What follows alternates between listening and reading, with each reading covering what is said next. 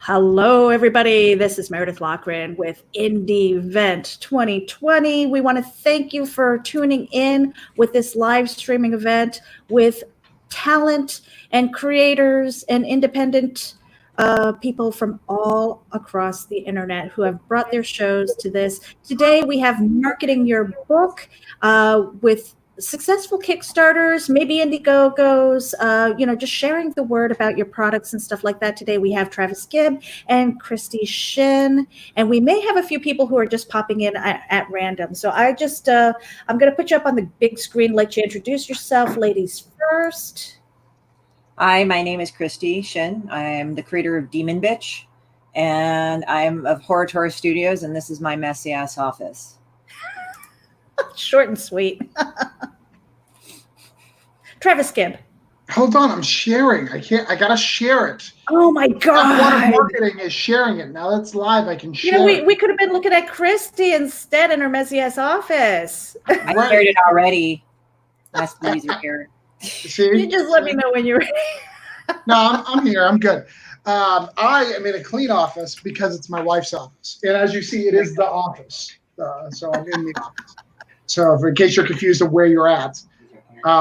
So I am Travis Gibb. I do Broke Down in 4 Dead Bodies. I also, my primary job is web design, web marketing. So I help people do all sorts of marketing stuff. So thought it'd be a good one to come on and help you guys. I'm also about to launch Kickstarter, so I wanted to show you some of the nuts and bolts of the back end of that. So all sorts of stuff. I'm most famous for Broke Down in 4 Dead Bodies, but I've got Voodoo Nations, got The Navigator, I've got Cthulhu Invades Oz, all sorts of little things that are out there. So that's me. All right, you guys. So marketing, now I'm working on my very first comic book. I actually went out on Kickstarter because I'd never done it before. I've tried Patreon just to see how it worked. I've gone to Indiegogo. I don't think I've ever launched a campaign there, and if I did, it was just a miserable failure, and I forgot about it anyway. And then, so I mean, if there's money out there, that's something I should probably look at. But I tried Kickstarter because I was curious, and I have a little novella. It's like an anthology that I put out there, and I started this Kickstarter knowing it was going to be a failure. But Travis Gibb, I've seen your Kickstarters, and I know that you've been helping other people just because we're connected online. Christy Shin, you are busting your ass. I saw you every day. And it didn't matter. I usually have insomnia, and so when I'm online and I saw something pop up for Demon Bitch, I just shared it out, and immediately you were on it. And I was just like, holy shit, she doesn't sleep either, So we've had like midnight conversations and stuff. So talk to me about your Kickstarters and your process, and that. I'm just going to shut up and let you guys take the floor. Well, okay. So my Kickstarter was it was my second Kickstarter for this year. And what was the first one was to fund Demon Bitch Alcoholics and Anonymous. And it was a graphic novel with alcoholic drink recipes. So it's sort of similar to Hey Russell, to Like Water for Chocolate by Laura Esquivel, except it was shit. So the first Kickstarter was to fund printing that along with a couple of other pins. I actually have a couple of the pins from the first Kickstarter here, which was the Demon Bitch Sperm and the Demon Bitch Stabbed right here. These are based off stupid doodles I did. So I went ahead and did that. So this next Kickstarter that I did, that I'm currently in process of ordering stuff and fulfilling, that is the Demon Bitch Shitty Tarot. And what the Demon Bitch Shitty Tarot is that she's, it's just essentially like a stupid set of cards, fortune-telling cards, Lenormand style. They're not really tarot, but she's dumb and she doesn't know the difference. And what ended up happening is that, so it's a fortune-telling card with oracle cards, and you can go tell your own shitty fortunes along with a dusty face mask, because for a while we were having issues finding masks and face coverings, so I made a bandana. So after all this is over, you can mop up your cat piss with it. And then just for added laughs, I did like the Plague Doctor and Cove Thick 19 with really big tits and asses, and therefore you can wear it. And I think the Plague Doctor, it glows in the dark, and Cove Thick 19 like glitters. And then I did one called Pancreas Tits because I had a pancreatic tumor last year that was taken out of me. Travis, following that. I just make comic books. I don't even know. I'm about to launch on Thursday my 4th campaign for the year. I had broke down issue 3. I had Parallels, which was a quick starter that was literally just to help me speed my projects along. And then I helped, as you know, I helped many people. So some people at various levels. I was a project manager of Return to Sender, which just concluded. I think it was last week, and that raised, what did that raise? Broke down raised 37. Return to Sender, which is his first book, raised 27. Not 27, 2,700. There's a very big difference. So yeah, that's what's going on with that, and that's what I do. I try to help as many people as I can build their brand and do stuff. Hey, Kat. Hey, Russell. Okay, so in saying that you're helping people build their brand, and obviously the end result we hope is that people sell books. How do we do that? Let's dive a little bit deeper into that. How can somebody who might be new go into Kickstarter with, let's just say you don't really have a following. Maybe you don't have a social media presence. Christy Shin is obviously very busy. So are you on the social media. Let's say you don't have a social media presence. You have a decent book, and you try to put a Kickstarter together. What are the key things that people need? Well, oh no, I didn't know if she asked you first. Honestly, you just have to kind of keep talking to people online and talk to your friends and talk to your family. Say, yeah, I'm doing this. I mean, there's certainly this ratio of you can only talk so much about something before you do it. But after you do the thing, say, yeah, I did this comic. It's this. You also, what's helped me is that I put it up on Webtoon or some sort of public platform where I go and put it up there and I say, oh, here's the link on my Facebook. Hey, Draw and Talk, what's up? So it's sort of the more stuff you put out there, and initially it'll seem kind of free and you may not get likes or whatever, but there's going to be a lot more people taking a look at your stuff that don't like it or comment on it, but they'll look at oh, because there was a period of time where I was kind of going, I have no idea how popular this is, because I'm not getting over 1,000 hearts, for Sarah Scribbles or something. But it turned out that quite a few of my friends said, oh, I would see that. I wouldn't hit but I'd look at it and I read it and I move forward. So there's a lot more people that do look at it. So you just got to put it out on Facebook. I know people going, well, Facebook sucks, blah, blah, blah. It's whatever social platform works the best for you, go with it.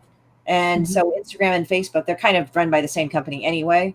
So it's just that both of those are pretty good audiences. So we go with that. But I also throw stuff out on Twitter. I've gotten stuff. So you just don't know. It's kind of you're throwing it across the way and whoever can see it can see it. Because we know Facebook kind of hides some people's posts. Instagram, unless you hit notifications, it won't do it either. So it's you just got to keep kind of doing it at least once or twice a day. Every day on a normal day. For Kickstarter, I'd say go up to 3 or else you're going to hit spam territory with more. And Travis, how about you? So I think with someone who's just starting out, first you got to figure out, where you're going to get your fans and how you're going to build that audience. The most success that I always find is email lists. Email lists are great. So if you can build one, start doing that. So start sharing it, put it behind a wall start sharing stuff as quickly as possible. A lot of new creators are so worried that if they share something that it's going to get stolen somehow, they're the best thing ever. It's just not reality. So start building that. The other thing is figure out what you want to do with it. So it is perfectly okay, to just do webtoons. You could do webtoons for a real long time. You can even monetize webtoons. If you want to do Indiegogo, know what the Indiegogo platform and how to monetize that is. You have to get more connected with the Comicsgate community. And I'm not saying you have to join it, but you have to know where they're at, because that's where a lot of the backers are. It's just common sense. Kickstarter, if you want to be part of the Kickstarter community, you have to start backing Kickstarters. I know that sounds weird. I do it's called the Hamilton trick. And what you do is you take $10 and you back 10 projects. Because it shows that you're backing people. You can only back them for $1. Don't worry about it. You don't have to back them for a full amount. But it shows that you're part of the community. And because what they do on Kickstarter is they let people know when you launch. So they let people know that you're connected to something, and it helps you grow your audience. There's a real easy way to do it. Can I share screen for a second? Sure. So I didn't do this on my new Kickstarter that's coming, just to show you guys, because I'm so nice. There you are. So this is a neat trick. Can you guys see my Kickstarter screen? Yep. Yeah. Okay. So you go up here to Kickstarter. Like, I back a lot of projects. I think I've got like 250, but don't worry about that right now. What we're going to worry about is going to your profile. So in your profile, once you, again, this is after you've backed a few. This will help you. Sorry, it's a little slow. You go here. This will show you all the things you backed. Okay, so while you're kind of going between screens and stuff like that, you said like back 10 Kickstarters with like $10. That's $1 a creator, obviously. I mean, as a person who's like backing it, $1 doesn't seem like a lot. Why is that important? One, in the Kickstarter community, people don't tend to back things that if you haven't backed people. So if you are just a taker from the community kind of goes against this. Mm-hmm. So that's a big thing. So the other reason why is it shows that you support people, and people are more likely to support you if you show that you support them. Gotcha. So in the profile, so it doesn't matter. So it doesn't matter if it's like $1 or $10. Correct. The Kickstarter doesn't say how many are there. Oh, okay. So right here, if you go to your profile and find the following page, so it will first, you can click on the left. You can find your friends on Facebook. So this will, if I click this button right here, which I'm going to, this will find all my friends who have Kickstarters and ask them to be my friend. So I'm going to start following them all. They're going to get a notification that says I'm following them. So with any luck, they're going to follow me back. Mm-hmm. And what that's going to do is when I launch my Kickstarter, they're all going to get a message that says that I launched my Kickstarter, which has a great chance of getting us stuff because they're already my friends and I'm already creating them. So this is a simple trick that can boost your Kickstarter backers by 10%. And I've done it every Kickstarter. It always helped me get a better game. Mm-hmm. Does that make sense to you guys? Yeah, oh, absolutely. Yeah, I've been doing that myself, too, because I was doing that. I haven't done that recently just with all this shit going on and everything. But I usually did that every so often, like if I, after a period of time, like after a month, I'd hit, go into this. Which section is that in? I'm trying to remember. I'm like, it's in profiles and then following. Edit profile and following. Yeah. So I tried to get myself out of. Can you guys see me again? I told not. Let me take a look at it again. So yeah, it's like so what I would do periodically, like every other month or every month, like we always get new friends on Facebook because people network. So I just hit follow all because it like takes a while in general, like as we get more and more followers and friends, and then it'll do that. And I said, okay, follow them all, and that's it. And especially like in the Kickstarter app on your phone, you'll actually get notifications like, oh, this person's following you, follow them right back.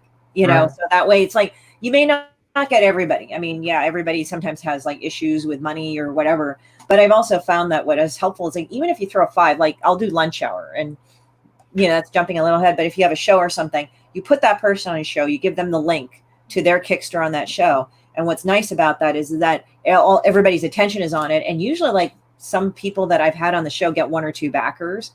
Or what I found out is like if I'm on somebody else's show, their backers may back me. But what's weird is like even you putting down $1 or you even having people give you $1 or $5, sometimes like I found later on, like I just get like a huge pledge sometime in the middle of the day. So it's sort of like, it kind of opens the way a lot of the time. And one of the other secrets, if you don't have a show, just find someone who talks a lot in Facebook Live. Yeah.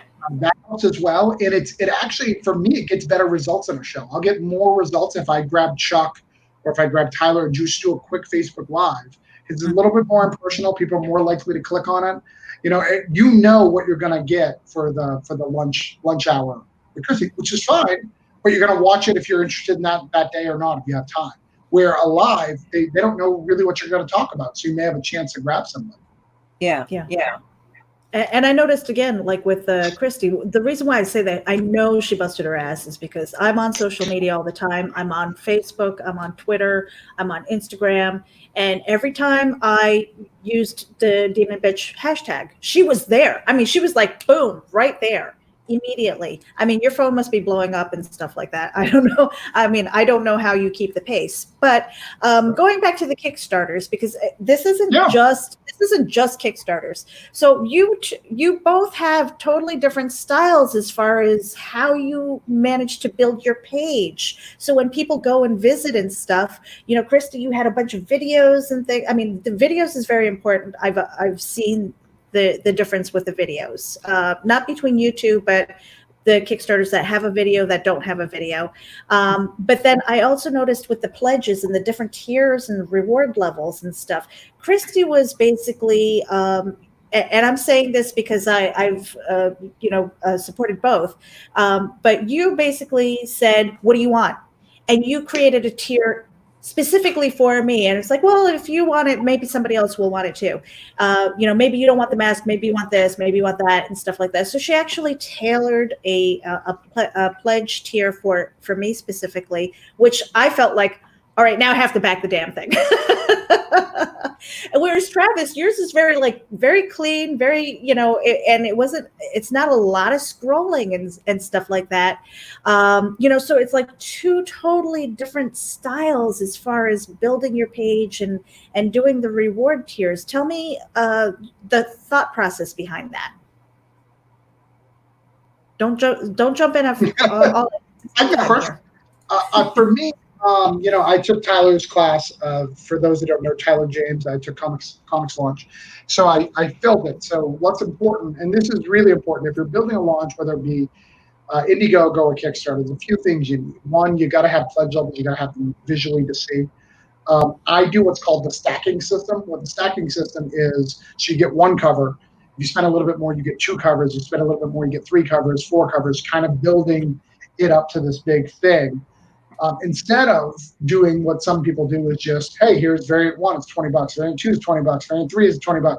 Pick the variant you want, do that. I actually like them to go, hey, if you're spending a little bit more, you get a little bit more. You're going to keep getting this. And yes, that means someone may have to spend a little bit more to get the cover, but they're going to get all this extra stuff with them. That'll hopefully build my brand. Social proof is very important, showing that you can do what you're going to do.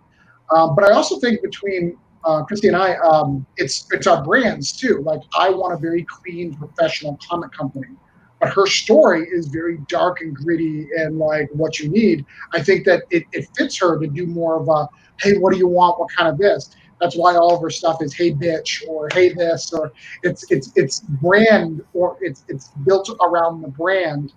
I'm sure if she was doing a different part, like a children's book, I'm sure it'd be very, very different, very, very clean. Or maybe, hey, bitch. I think I would buy a children's book that's like, hey, bitch, read this to your kid. Well, I mean, I've had people buy personal monsters, and they'd say, oh, I'm getting this for my kid. I said, oh, okay, how old's your kid? And they said, oh, 5, 6. I'm like, oh. Okay. It's like, do you know what I do? I have them read the book first. I always, like, people say, you shouldn't have them read the book. I mean, they never really gave me that, but I always have people read my fucking shit first so they know what they're getting into. And then they'll just buy it, and they end up buying all these other things. So it's like, and then, but like as for like brand awareness and stuff like that, Christy, you didn't have a lot of stuff. I mean, you had the cards, the Leonard Band cards. You had the pins and stuff like that. You had other people's art, so you were able to make all of these different packages and things. And I have to admit that I was kind of wearing out my F5 button, going, "Come on, Christy, you can make it to the finish line," and because there were a couple of days where it seemed like it was going kind of slow, and I was like, oh man, if she doesn't make it, because I know, like, you were talking about the other artists and stuff. And Travis, I'm going to go back to you, because I know that you, for the most part, you might have variant covers and you talk about other authors, but she actually, or other artists and things, but she actually had other artists' stuff on her Kickstarter. So I just that, again, that different dynamic of what people can bring to the table and the different ways that they can do it, and kind of gearing it towards, whoever's listening to your personality, to what Travis just said. I don't know if there was a question in there. It's been a long day, but go ahead and take that. See where we go with it. I appreciate that you're going to get back to me with the lack of question. I'm excited. I'm sorry. You're good. It's a weird thing. Yeah, go ahead. It's a weird thing. The biggest things is what both of her and I do, Chrissy and I do very consistently, which is really good, is we have a pre-launch. People know that we're coming and that we're about to launch. Yeah. Sometimes a month, sometimes 2 weeks, sometimes, and you can see the difference on our day ones versus other people's day ones. Because some people just throw a Kickstarter up. You've never heard them talk about a Kickstarter. It's live, and they're like, "Why am I not getting money? I don't understand." And it's about doing that and building that brand awareness and knowing that we have a fan base and what that looks like. When Chrissy's launching, she's very community driven. A lot of the community runs around her and she builds in that creative community and try to build that. Where I'm on the opposite, I actually go out in the community. That's when I'm on shows and doing stuff, is when I do that, where I tend to not to on my regular creative stuff. It's just trying to figure out what's going to work to get your message out. Because your first Kickstarter is semi-easy. And I'm not trying to say that if you have a reasonable amount of money and a reasonable goal, you will hit your goal, because your friends and family, if you're a good fucking person, will support you. Like it's simple as that. The problem is a lot of these people are like, well, I see someone so-and-so, I think their book's crappy and I want to raise the amount of money as them. So I want to do $6,000 because they can do $6,000.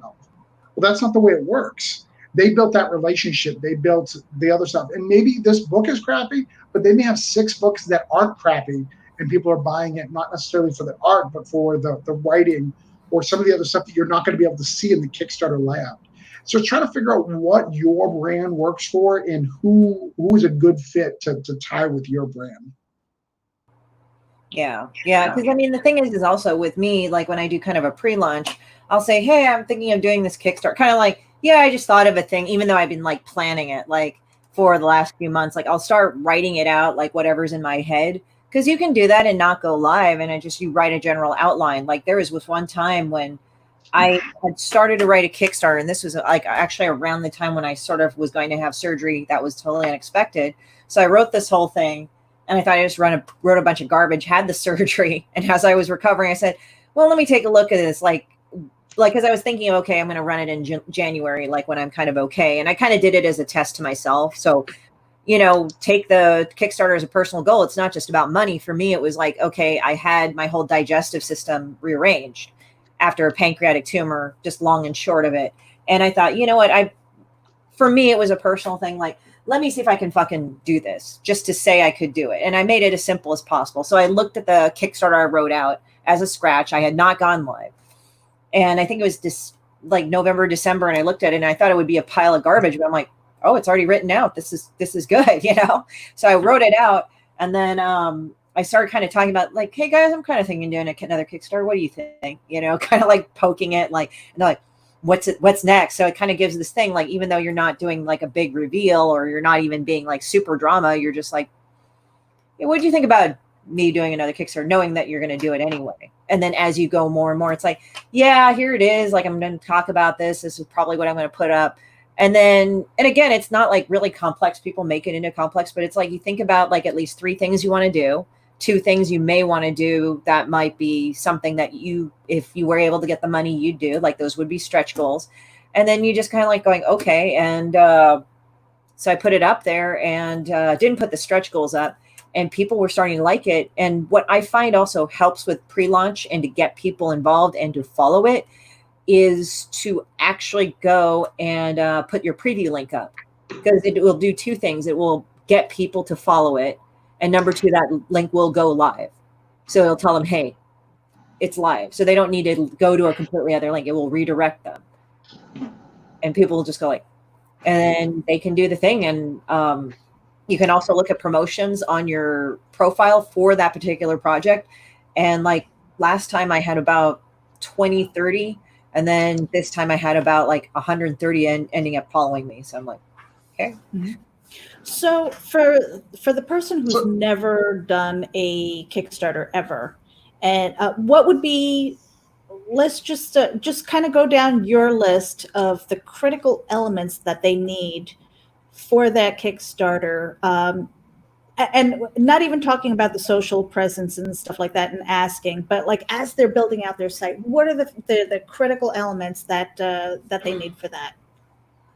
I can show you mine here. We'll get it live real quick, and I'll show you for the Voodoo Nations. I can show you what elements are super important and what you need to build on. Right, because I know what I said earlier was that I have noticed a difference between the Kickstarters that have a video or don't. Yeah. So you would say that a video is definitely one of them? Yeah, absolutely. In fact, they actually let you know it's like an extra 30% chance of funding if you have a video. Like Kickstarter says that if you're creating the thing, always have a video. Absolutely. But it's more than just a video. It's the way you lay it out. And you'll notice Luke Stone and I, who were creating Voodoo Nations, how we got together is literally his Kickstarter. He was on his 5th Kickstarter. He was only making about $300 every time he did a Kickstarter, $300 to $400, maybe more than that, but not in the 1,000 marks. And I was like, man, you're in issue 5 and you haven't figured out this system. Let me explain what you need to do. And it wasn't that I did anything or made him create anything that he didn't already have. It was just structuring his thing to look better, be more presentable, and get what people needed from his Kickstarter. So I'll show you what's important for me when I do a Kickstarter. I mean, this isn't the same for everybody, but this is what I think is important. Okay. All right. And we're going to add that to the stream. You see it? Nice. All right. So first thing I do is always put a cover first. I do explain exactly what it is, our story, and the why. People want to know why. They want to know what the story is about. Mm-hmm. Oh, I think Travis froze. Oh dear. Oh no. At least it's not like a Rob freezes like, or. Okay. Yeah, right. Okay, so Christy, let's put you up on the big screen here. He might have to reboot or kick himself in here. Sure. Actually, I can remove that and then get you in here. Nope, he's still there. All right, let me Okay. until he doesn't freeze up. I feel bad. But yeah, for you critical elements, you said yes to. I saw you nod for a video. Mm-hmm. So the video, yeah, you kind of want somebody to play the video, and for me, I make it funny, but I make it funny and fucked up because that's my brand. But you don't want to hem and haw like I'm such a fan of comics and everything. It's like, well, why the hell are you doing? People just assume that, but just say, I want to do this story. I did the story because of A, B, and C, very quick. You have to understand that you got to have the video about a minute 30 or under a minute 30 because, people's attention spans are not that wide nowadays. And I'm not trying to be like, you don't have a good thing to say, but to draw them in and just say, hey, look, this is what I did for my story. This is why I'm doing this story and what'll come with it and a quick little overview. And what I do is like, at least with my comic, I'll say, well, it's this. And this is a quick, brief background on me. And now that I've done more and more Kickstarters, I have less and less desire to type up a whole biography. But it's like a quick overview, like I'm an artist, I did this, I do this, I'm affiliated with that. So it's like one small paragraph. And yeah, I did a previous Kickstarter. You can look here so they can look at the previous stuff. And I've had over about 99% fulfillment rate for everybody, for everything. So I know I have that reputation of delivering and on time because I'm very good at timing things. And then what I did is that I did another thing is like, I just talk about what I'm going to do, what I offer for it. Like, so if it's a comic, I'll give an overall story of the comic and like more stupid, shitty stuff. And then the dusty face mask. So a quick little overview, because I try to come at it with like, okay, I'm on Kickstarter. I'm looking at 10 million of these things. I'm going to be very bored if it's like this long ass winded thing.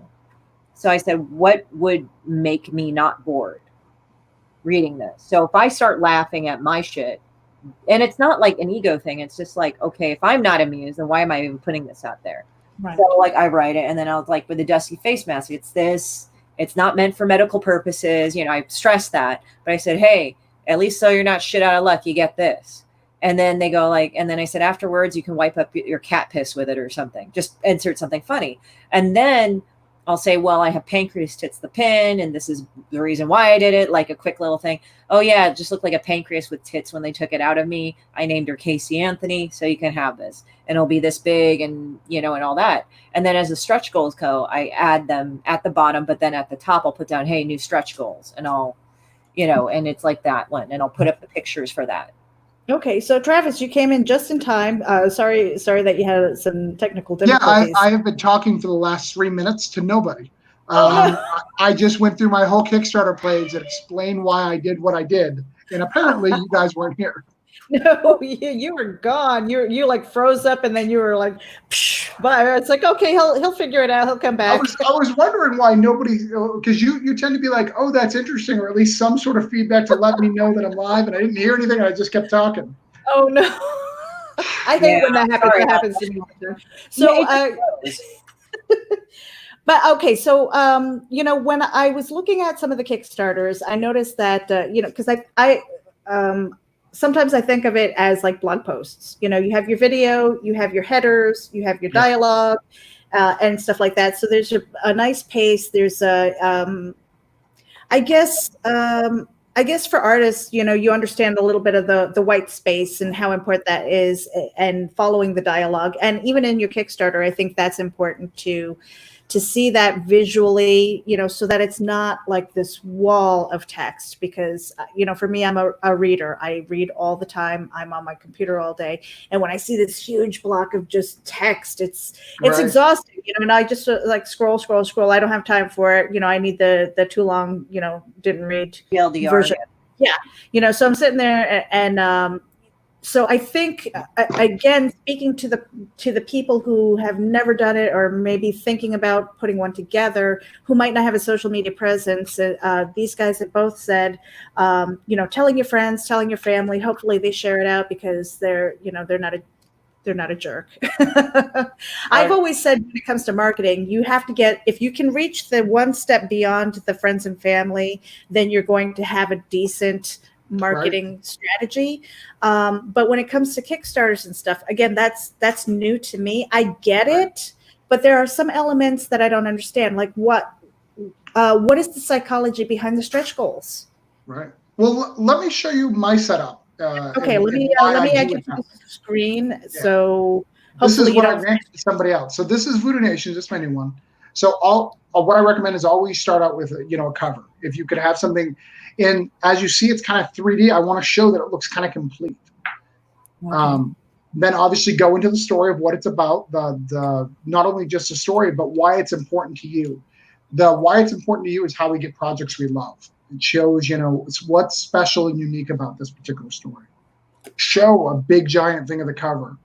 On this section, I like to show, exactly all the cool benefits. Hey, this is a 32-page American comic.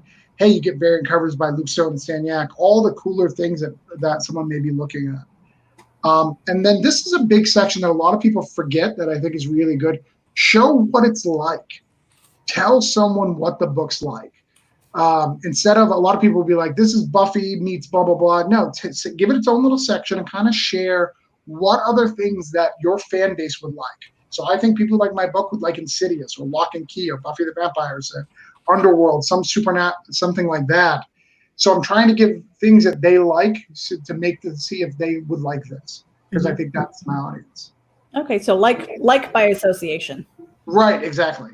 The other thing is show a preview, show a positive preview, and get it lettered. Do the extra work. Make sure you're ready to go, because the more you can show that it's done, the more trust you're going to get from that backer. Mm-hmm. That's a huge deal. Some people go launch when they just have a cover and an idea. No, you're going to have to spend a little bit more money if you want to get backers. Show that you're doing stuff. Show that you're creating something. So I always have a 5-page preview. In this particular one, I have a backup as well, so I showed the team there. And then the last thing that I think is super important, actually there's 2 more things I think is super important, is show what people get. So, if you spend $3, you get a digital. If you spend $7, you get the digital deluxe. If you spend, 10, you get all of my stuff. If you want physical, that's a standard cover. This is the alt cover. These are 2 of the alt covers. This is the triple pack. This is the 4-pack. Keep showing them what they get, all the way up to the collector's pack, and showing how it grows. I think that's a big deal because people are visual shoppers, right? Amazon just doesn't say the name of the item and you expect to buy it. Show them what they're going to get. The more you can show, the better chance you're going to have to get funded. Yeah. The last thing that I think is super important is showing them how it's going to be shipped. As we know, recently, there was a big conspiracy, and IndieVault talked about it heavily. Show that you're going to take care of their products. There's a lot of Kickstarter people who don't care about what they're sending out. Show that you're going to take care of them, that they're going to get their stuff, that you've done this before if you have. Show that you've done the research to take care of them. And those, I think, are the biggest takeaways when you're building a Kickstarter page. Mm-hmm. Christy, what would you say would be like the critical elements of your Kickstarter? I mean, are you kind of in line with Travis? Is there anything else that you might want to add that you kind of do? I mean, how do people, besides the look obviously like the cover and the product itself, how do people differentiate? And is that even possible? As far as like the critical elements and stuff like that. I mean, I have a comment over here from Russell Oldman who says it's kind of funny. I must be the opposite of most backers because I never watch the videos. So, so the critical element of a video is kind of lost there. Maybe he's rare, but so I think the original question that, and you guys have to forgive me, it's been a really long day, was the stretch goals. How important are those? I think they're important in this way. Like, you have to kind of look at it this way. If you don't get to them and you just get to your goal, you can do it next time. Stretch goals, but I think it's good to kind of give somebody like a carrot saying like, hey, like if it's like easy for you to raise 500 more towards after your goal, just say, hey, guess what? Do this thing, right? So, it's like, if we hit 500 more, that's what we're getting. And it's like, oh, okay, that's cool. Oh, if we hit X amount more, then you'll get this other thing. So it's kind of like getting people to do that and saying, ooh, there's more stuff. I mean, it has to be titillating enough that people will want to get it. But if it's not titillating enough, I mean, it doesn't have to be the thing that will push your campaign. So it's sort of like you kind of have to follow your gut that way. I mean, I'm more of a follow my gut person. It's because it's usually worked for me. And it's just I get a better sense. And it's probably because I've done a few of them. That's like I have a better sense of what people will go for with my stuff. Mm-hmm. So it's just kind of a teaser, like keep it going, keep it exciting. And some people can go like going, oh, well, I am doing the thing and blah, blah, blah and everything. But it's just like, maybe it's just like they'll just follow it just to follow it. Like I had a stretch goal, like, hey, $5 more, you get this, reward. And nobody took that reward, but I still made it. So I guess even putting stuff out there was fine. So it's like, okay. So now the stretch goal itself, that is, for those who are not familiar with Kickstarter, that is the thing that it goes above and beyond what your original goal is, just to be clear. So how do you find different things? Let's just say you only have the one product. You guys have a few things that and a history and everything. How do you do that when you've only got the one product and maybe you're an unknown? What are the tips to try and make that as successful as possible? So my secret is I always have things on brand. So I'm well known for my stretch goals because people love it. So my first Kickstarter, I did a air freshener. About cars breaking down, having an air freshener, that's right on key. Issue 2, I had a bumper sticker, again, right on brand, keeping it on, but again, keeping it cheap. Number 3, I had a keychain, keeping it right on brand, keeping on what you can do. And those ones tend to be the best because people are like, I want that air freshener. They'll back up a little bit more because it fits on brand. It kind of fits everything that's going on. My best suggestion, if you just need something, go to Sticker Mule. Sticker Mule has tons of different options. They have a sale every week, so you can get it for normally $20 for $50, which as a new Kickstarter is probably what you're going to get. You know, an average Kickstarter that starts out only gets between 50 and 100 backers. So you're right on brand. But stretch goals are designed to keep people interested in your campaign, to keep sharing it out, to keep people involved. Because once you hit that goal, if you just disappear, people are like, well, they have their money. Why do I need to back it? Because Kickstarter, even though it's for me, I consider Kickstarter a pre-sale system. For most people, they view it as I need to help them fund. Once they're funded, I don't need to help them anymore, which is not the case, because most of the time I have not made a single dime on any of my Kickstarters. It's only when I print it and then resell it that I can be profitable. The Kickstarter sometimes breaks even or sometimes still leaves me in the hole, but it's more of a big audience and getting it out to there. Hopefully that'll change, but yeah. For me, it's like, I always like try to go and not make money off my Kickstarter, but just to kind of say that I'm not in the hole. So I have a comfortable padding so that, you know, some of the packages, if they're like 25 or more, I've learned by experience that, you know, you need to have a little extra for insurance because it is expensive to resend stuff. Now, normally, most of the time it gets there when it gets there, but you just don't know. So there was a time even though it was before the Kickstarter, what I had learned was like I sent somebody something, but since I didn't have insurance, because I thought, oh, it's just, I'm going to send it there. And it was like this whole thing with the post office. And even then it didn't get there. I had to kind of give her something else, which kind of pissed me off. So it's like sometimes a certain amount over a certain thing, I will go and put insurance, and it's usually $1. What helps me also determine that is that I use stuff like Pirate Ship. They're good. They give you a rate, and it's like, because they say, oh, look at the U.S. Postal Service or wherever you are in the country. And I'm kind of going like, at least for the U.S. for me, what I find is Pirate Ship is good because you can put in all these parameters and find out how much it would be. So you basically figure in the cost for that and the materials and everything like that. So you have a better idea rather than going on the, U.S. Postal Service and you think that you'd be okay. But especially with international shipping, it's a pain in the ass because you're like, okay, is it zone 1? Is it zone 2? Whatever. And Pirate Ship will give you that approximate per zone.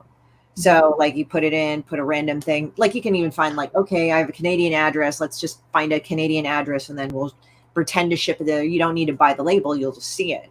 So it's like all these other things. So I'm kind of like at this point now where it's like, I always also for Kickstarter, if you know how much fees they take out, and after each time I've done it, you actually want to go and have some extra money because you don't know what the chargebacks are. But even if you do make goal, there's going to be a certain amount of people that will not cover it or whatever, like for some reason. And I've been also finding out some banks will reflexively block their pledges, even though it's not stolen, they're not committing fraud. But, you know, if they haven't talked to their bank, it's near impossible. So you need to go and call them or not call them, but you need to tell your backers, hey, just to let you know, this has not cleared. And they said, well, I have money in it. I said, you might need to call your bank. So that's another thing I've run into.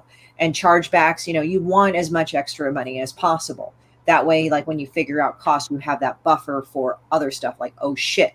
And also you have to figure out the 10%. I always add 10% for Kickstarter. They say it's 5, but when they talk about, you know, the credit card charges are like 2.7 plus 30 cents.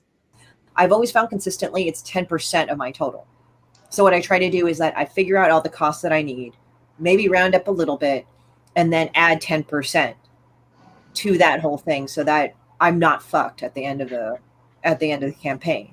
Where it's like, I never make money. I'm always in the red. I've heard people do that. And it's like, why do you think you're not? It's like, you know, the point of Kickstarter is have the people fund it. And I'm not saying like you get them for every penny. It just means that, hey, you know, at least be realistic about your costs and give you a buffer so you can actually give them more and not less. Or you have more money to put towards your other product in R&D. Okay. Anything else on Kickstarter? Because I want to actually go into like mailing lists and the importance of that. And any last thoughts on Kickstarter? The other thing is once you get a Kickstarter or Indiegogo, this applies to both, is make sure you partner with other people who have live campaigns. So Pop just asked us to critique this Christian Russell's campaign. His page looks fine, but it doesn't look like he partners with anybody. You'll see the ones that are successful, the ones that partner with people. And how do you partner? And what do you? Yeah, exactly. I was going to ask. How do you partner with people? That means you do an update and talk about other people's stuff. I've talked about Chrissy's stuff in my update. She's talked about my stuff in her update. And we design, that's where stretch goals and other things become important, because it gives us something to talk about in an update. It gives us something to communicate with it instead of just, hey, order this other stuff. Because if someone's on Kickstarter or they see an update, I'm targeting just my buyers. These are the people who bought. You are way easier to get someone to click over than on Facebook with all your friends and all the people who like comics, because they like Marvel and DC. So that's a big thing. Yeah, Russell doesn't seem to be partnering with other people, so that may be why he's struggling to fund pups. The other thing is, I don't know what the book is like. Just like I said on mine, it seems to be sci-fi, but sci-fi is a big genre. Star Trek and Star Wars are very, very different. You know, Stargate and Babylon 5 are very, very different. So what kind of sci-fi is it? That's going to help me make that choice. And even in the preview of it, it doesn't tell me really what that is. And that's the big thing he's missing on his campaign. The other thing, and this is just kind of a pet peeve for me, but a lot of people like it, is when you have a profile, share what you're backing, share that what you're into, because people are not just buying from it, they're buying from you. So they're trying to figure out what you like to see whether or not you may click, right? There's some people who don't like the same kind of comics that I like, and that's okay. There's no problem with that. Like the Zetascopes or the big-chested women, you know, boob stuff. I don't particularly like that. But if someone does and they see that, because you can make your profile private or not private. So this gentleman happens to have a private profile. I don't see what he likes. So I don't know if we have the same taste. And that can help get a back or lose a back, because it's all, you're basically courting somebody, right? You're trying to flirt with them. Hey, like me? Yeah. Yeah. For me, also, what I found useful is like when Travis was mentioning sharing updates, what also helps is that when you share updates, people say, well, you know, I share my stuff on social media all the time. Yeah, but the problem is social media, there's just so much of everybody else's posts, plus the algorithms we found on Facebook to actually like repress certain people's posts for whatever, like it's the flavor of the day. So what I found that is useful is that if I have a friend that has a Kickstarter and I say, okay, we're doing a lunch hour, this is how, and you don't have to do it exactly my way, but mention their Kickstarter. And then they in turn will mention yours, or however you work it out. Like somebody did an Elvish keyboard thing and they reached out to me and say, hey, you know, can you mention us? We'll mention you. And even though if it might be a short little blurb with a link to your thing, like, hey, check this out, that goes directly into their followers right there. It's that controlled burst. But at the same time, they can release it on their social media. So it's a more widespread burst. So it's like to a captive audience, but then it's to the much greater audience. Whereas like, you know, like if I think I've done this with Travis before, he was on my show, we talked and all that. And then I put his Kickstarter on my thing and he did it on his. And so it was a controlled burst with his. And then when we put it on our greater social media with our Kickstarter update, not only did it bring the traffic to us, but it also brought traffic to everybody else that was mentioned in that update. So it was, again, kind of a port within a port, like the bag of holding. So, and what's interesting too is for us, we didn't even talk about Kickstarter. We just talked about life. Yeah. Because it doesn't matter what we're talking about, because we're creators and people know us as creators. So we can talk about it. And that's the benefit of us versus someone new. We totally get that. But what I'm saying is that it doesn't matter what you're saying. It's just how you're saying it and how you're directing it to people, because people want to support you. Yeah. Yep. Go ahead. Go ahead. No, go ahead. As I said, like also it's kind of weird because like with Kickstarter, you have to talk about yourself, but not talk about yourself. Like you do have to talk about the Kickstarter. You do have to promo it, but don't get to the point where you're so horny and promoting your Kickstarter that all you do is like, hey, Travis, how's it going? Hey, Christy, how's it going? Oh, have you heard of my new Kickstarter yet? Blah, blah, blah, blah, blah. I'm like, no, don't, because you are not just the Kickstarter. I know that the Kickstarter is about what you do, but you need a show. Like I even tell people that go on my show, like, hey, yes, talk about your Kickstarter, because sometimes they're kind of like, oh, are you going to ask me all these questions? Like, no, we just sit down, we bullshit. By all means, talk about your Kickstarter. I can ask you, but this is just, people just want to know about you. And that's what people do. And then I'll throw it up on my end on that way too. But yeah, like sometimes people want to know who you are. Right. That's the thing. Yeah, I think Well, that's and the that's beauty of, perfect. just really quickly to interject, that's kind of like the beauty of this event, actually, is that we're trying to get a lot of people to talk about each other. And even though they're bringing their own shows and stuff like that, we're kind of passing the hot potato to the next person. It's like, here's a, tip of the hat. Oh, Christy's show, she does lunch hour. And then, at hers, if she tips her hat to the next person, it's just kind of like that,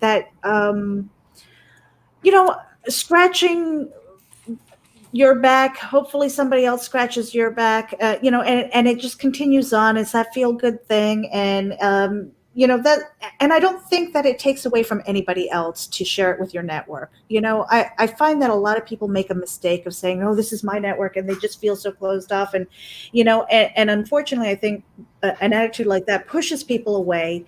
And then people kind of get that negative sense about you, like they sense that wall.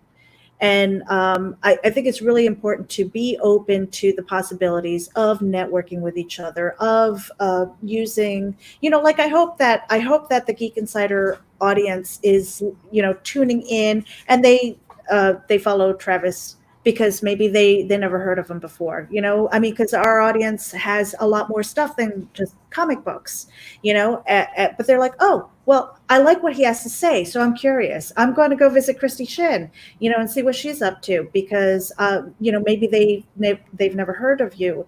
And so that's the beauty of building up the network. And to what Travis was saying is kind of working with each other. And it doesn't have to be, just like that shilling. You don't need that friend that shills you. You want your friends to let other people know that you're a decent human being. And, there's a reason that they support you, and, their friends should too. But really quickly, because we've only got like 9 minutes left, and I want to make sure that you guys introduce, tell everybody where to find you again. But I want to go back to the mailing list idea, because I've been in marketing for quite a while. And there are some people who absolutely think mailing lists are gold, and there are some who think that it's old-fashioned. What do you guys think, mailing lists? I think they're good for people. Like, if you just use them for Kickstarters, it's kind of a one-trick pony. But if you have them kind of do the thing, like, while, throughout the year, you do garner that, and it's useful for the Kickstarter in the long run. It's like maintaining your audience. So that's pretty much what I'm looking at with mailing lists. During the Kickstarter, I'll probably release 1 or 2 or 3, just because I found that it works better for me. Because I know people that release them almost every fucking day of their Kickstarter. And after a while, I'm like, fuck, I don't want to like listen to this shit anymore, especially after I've backed it. So I just try to leave like kind of a week in between, or like something just as a respite, so I'm not spamming the shit out of them. Because it's like, I know, especially now, a lot of people are experiencing like, media fatigue at times. And they're just like, I just need to shut off. I need to just get out of here, because there's just so much stuff out here and so much information. And it's just like, no, let's just like chill for a little bit. And sometimes less is more. There are times, like one time for my Kickstarter, I didn't post anything for a day, and I just gave myself a break, and it had the rest of the posts catch up. Travis, what about you? Mailing lists? So for me, it's really funny, because as a web designer, I spent the majority of my time telling people not to do email lists. Like, why bother? Because you could spend money on doing all sorts of different things and you get the same result. And it's true when you're a business, a plumber, right? Having an email list for a plumber is not going to help you. Emailing them plumbing tips on a regular basis is not going to save your business. But when it comes to creative, it's such a big deal. And when you're talking to Kickstarter, the reason why email lists work is 2 reasons. One, when you are checking your email, you are more likely to open your wallet. Reason why is that's where your bills come. All your bills are emailed. So when you're there, you're ready to pay. So if you see something you're interested, you're more likely to go to that as quickly as possible. Second, like Chrissy said, building your audience, building your brand. If you use them for just Kickstarter, you will lose them for just Kickstarter. You have to build something. You have to make them feel special. You have to do something. And I'm horrible at that. I'll do far more selling than I do promotion and like building my audience and giving them something special. But it's got to be both, because you're building an audience, right? If you want to do this as a career, you need to start reaching that and building that. The people who are famous in Kickstarter, in comics right now, are people who do that. Jason Aaron, Neil Gaiman, Brian Michael Bendis. They are known for their email list and known for their forum emails because they build relationship with their fans. That's not talking to each fan one-on-one. It's sending out a mass email and getting to know what people are thinking and feeling. That's what they do. That's how they got where they are, and that's the strategy that I'm going to use to get there. So yeah, that's a big deal. It's a great opportunity to talk about everybody in your team. Kickstarters, they tend to be a one-trick pony, right? If not everyone's a one-person show. So if you have multiple people on your team, your letterer, your colorist, your all that, give them each a page, talk about them. Going back to Pop Sing, that guy, they don't even mention their team, so I don't know who did this book at all. Is it just the one guy? Is there other stuff? Those are things to know, because there's people who like that on one way or the other. Yeah. Okay. As far as I would say, what is your number one marketing strategy for like the biggest reach, I want to say? I would say probably. What do you mean, just in general? Just in general, like if you were, let's just say you launched and it's like your marketing strategy. Some people, again, Kickstarter might not be the only thing that they do. Maybe they go to Patreon, maybe they go to Indiegogo, maybe they don't have a very big social media presence, and friends and family is all they got. So I guess the question I'm asking is, what is, in your opinion, the biggest impact? Where should they put their attention to in that situation? If it's a first-time backer, I'd say whatever you interact mostly, in my opinion. Like, some people say, oh, Facebook is shit, but I get a lot of interaction on Facebook, so I'm not going to drop that. And Instagram. So just pinpoint where you have the most interaction. And sometimes, a lot of times, I'll talk to people individually, say, hey, how are you doing? By the way, you want to read something funny and stupid? And they're like, yeah. And then I'll show them this. And they just say, oh, cool. And sometimes I've gotten actual pledges from it. But I think it's just as long as you're more conversational, not like copying and pasting a whole fucking pitch. Right. I think that would be good. I mean, sometimes that's annoying to me because it's like, I don't even know you. And you're like, hi. And then they type in this whole thing. It's like, I appreciate the canned response, but you need to talk to me one-on-one. Right. But then again, you could turn that around and say, hey, I'm running a Kickstarter too. How about we share each other's exposure? Oh, okay. But I think wherever you get the most conversation and the best conversation, start there. Mm-hmm. For me, it's build relationships with other creators. Really, like, be part of a community that helps you build your stuff, and you help them and they help you. Because people see it, people want it, people try to take care of it. Chrissy and I, we very rarely do anything, but we have a lot of respect for each other because we see each other. We know we're in the same circles. And I don't have to talk to her every day. I talk to Chuck every single day. Like, it's building those relationships and make sure it's awesome. Because if Chrissy sends me a message, I'm going to pay attention to it. Just today, I got a message from some dude named Anthony saying, hey, Travis, I have another Kickstarter. So I looked at his Kickstarter. I've never backed anything in this Kickstarter. Why is he telling me he has another one? I don't even know he had a first one. I don't know you. You were not my friend. You do not associate with me. We haven't had a conversation. Right. And what that means is actually clicking and liking things and having conversations. There is tons of groups out there that will promote your stuff. Will just throw your link out, show it up. I don't want those groups. It's not that I don't appreciate that they share my stuff out. I want the group that's going, Travis has been part of this group forever. He's a very active member. He's done this. He's helped us. He's helped da-da-da-da-da. Please support his stuff because, he supports ours. Like, that's what I want. I want that actual interaction. I want them to be known for the person that I am. And I know not everyone's like that. I totally get that. Not everyone can help, or not everyone's a teacher or a leader or whatever the case may be. But have one or two people like that who care about your project just as much as you do. And if you can't find that, you can't find fans. Mm-hmm. I know for me, I never have ascribed to doing a follow for follow, because first of all, a lot of people, they're like, oh, if you follow me, I'll follow you, that type of thing, just for the sake of building your network, and that's fine and good if you're trying to do a big burst and you don't have a following at all in the very beginning, but then start culling your list, finding the people who bring value, who make you happy, who you connect with, and have some things in common with. I've been going through my list and I'm trying to build them all. And it's exhausting. I know that Christy, you do it with Twitter, you do it with Facebook and things.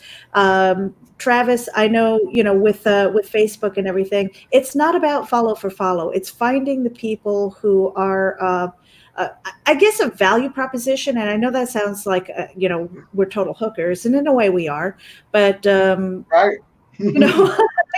but there's got to be a value proposition. It can't be just numbers. I am not the type of person who's going to go out on Fiverr and buy like 1,000 friends, because at the end of the day, they're not going to do anything for me but pad my numbers. And where's the value in that if nobody Right. in there is going to share your stuff?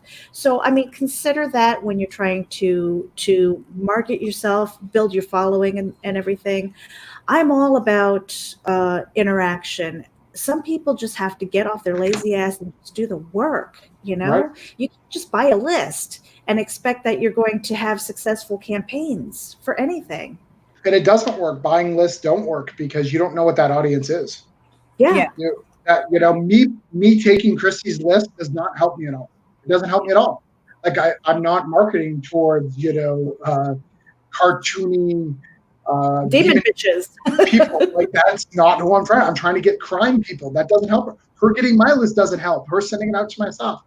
However, me saying that I respect the shit out of that creator means something, because if I say that I respect it, there's certain people in my list, a smaller percentage, who'll be like, if Travis likes her, I like her. Let's figure out that.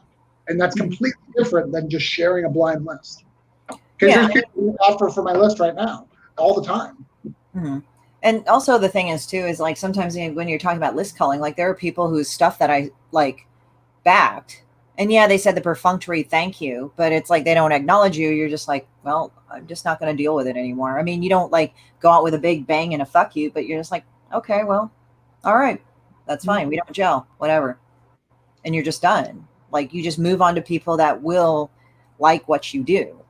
And again, I'm not saying that, oh, just because somebody doesn't back one, you say, oh, fuck you, you didn't do it. No, if it's like they've shown a consistent thing of behavior where you supported it and like, hey, let's connect and we're connected. Let's, because this is a community, but they just go out of their way to not really acknowledge you. You're just like, okay, well, whatever. And I don't mean they have to kiss your butt. I'm just saying like, just be friendly to you.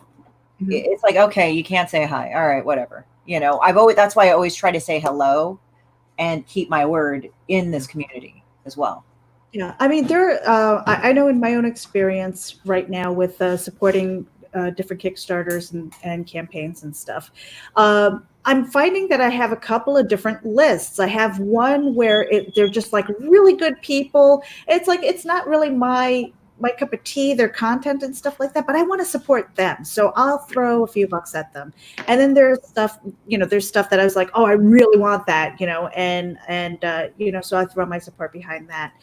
And I guess knowing that there are people out there, and again, speaking to the different lists and stuff, my network of people isn't going to be the same as Christie's, isn't going to be the same as Travis's, but there might be some people in those lists who are like, oh, well, they'll do that because Travis said she's a cool, awesome creator, and she's going to say the same thing about his work, and they're going to be like, oh, let me check him out. And it might not be that they like crime or they don't like Demon Bitch or whatever, but they say, well, any friend of Christie's is a friend of mine, that type of thing. And so you might get that kind of support. So I think it's always good to have that good face forward, and it is good to share. But again, don't worry so much about the follow for follow, because not everybody is going to be your cup of tea, and vice versa. You can't expect that.